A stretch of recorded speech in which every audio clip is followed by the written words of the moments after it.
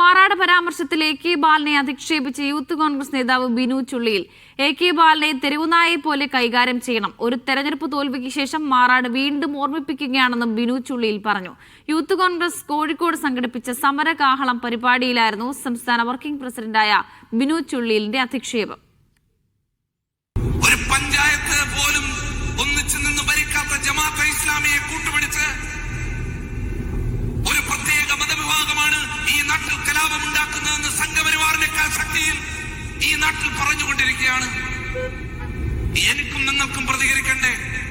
ഉത്തരവാദിത്ത ബോധത്തോടുകൂടി നമ്മൾ പറയുകയാണ്, ഇതുപോലെ വിഷമിക്കുന്ന രീതിയിൽ എ കെ ബാലനെ പോലെയുള്ള ആളുകൾ കേരളത്തിന്റെ തെരുവിലിറങ്ങിയാൽ തെരുവുനായ എങ്ങനെയാണോ കൈകാര്യം ചെയ്യുന്നത് ആ രീതിയിൽ കൈകാര്യം ചെയ്യേണ്ട സാമൂഹ്യ സാഹചര്യം ഈ കേരളത്തിൽ ഉണ്ടാകും. ഉത്തരവാദിത്തോടുകൂടിയാണ് പറയുന്നത്. രാഷ്ട്രീയ ആവേശത്തിന്റെ പേരിൽ പറയുന്നതല്ല. നമുക്ക് മുന്നോട്ട് പോകണം. ജാതി മത ചിന്തകൾക്കപ്പുറത്ത് ഒരു നാട് മുന്നോട്ട് പോകുമ്പോൾ ഭരണകൂടം തന്നെ ജാതീയമായ മതപരമായ വേർതിരിവുകൾ ഉണ്ടാക്കുവാൻ ബോധപൂർവ്വം ശ്രമിക്കും.